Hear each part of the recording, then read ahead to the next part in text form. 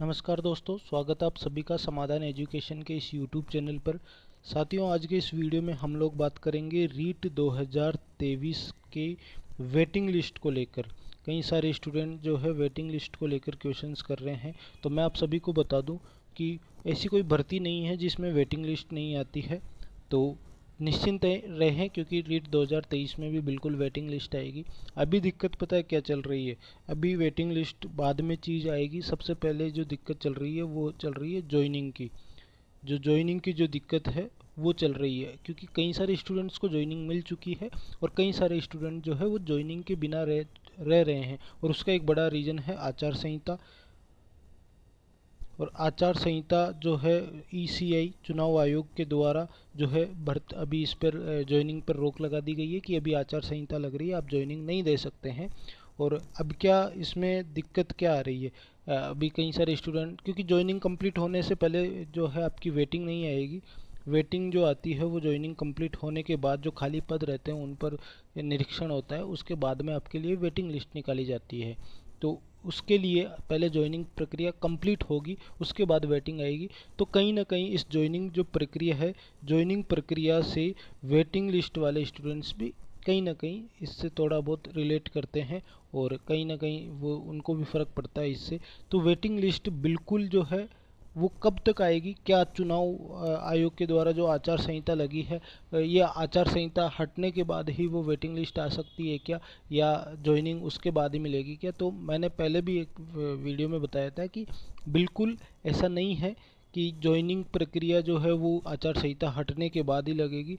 क्योंकि अभी हाल ही में जो आपको पता है कि सचिवालय के द्वारा जो है फाइल चुनाव आयोग के पास भेजी गई है, और उसी के अकॉर्डिंग जो है वो चुनाव आयोग से वहाँ से अनुमति मिलेगी ज्वाइनिंग पर। और जैसे ही अनुमति मिलती है ज्वाइनिंग मिलेगी, और ज्वाइनिंग जैसे ही मिलती है वो आप तक बिल्कुल वो वेटिंग लिस्ट के लिए पता लग जाएगा कि कितने पद खाली है। हालांकि अभी साला दर्पण से पदों के ऊपर जो है जितनी भी जानकारी मिली है, उस जानकारी के अकॉर्डिंग मैं आपको बता देता हूँ कि वेटिंग लिस्ट पर कितने स्टूडेंट्स को फ़ायदा मिल सकता है।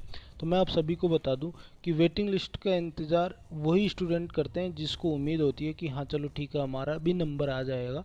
तो लगभग ये मान के चलिए कि हाल ही में अगर मैं लेवल 1 की बात करूं, क्योंकि लेवल 2 का भी अंदाज़ा पूरा नहीं है, लेकिन लेवल 1 की अगर हम बात करें तो लेवल 1 में लगभग ये मान के चलिए कि हाल ही में जो साला दर्पण से, हालांकि कंप्लीट जो है वो प्रोसेस हुई नहीं है ज्वाइनिंग की, लेकिन जितनी भी हुई है उसके अकॉर्डिंग अब भी 500 प्लस सीट्स खाली है। जितनी भी ज्वाइनिंग प्रक्रिया हुई है उनमें 500 प्लस सीट्स खाली है। कंप्लीट होते ही लगभग ये 600 को टच करेगी, 600 साढ़े 600 के आसपास ये सीट्स। और जैसे ही 600 साढ़े 600 के आसपास ये सीट्स टच करेगी, इसका मतलब है बहुत सारी सीटें हैं वेटिंग लिस्ट के लिए।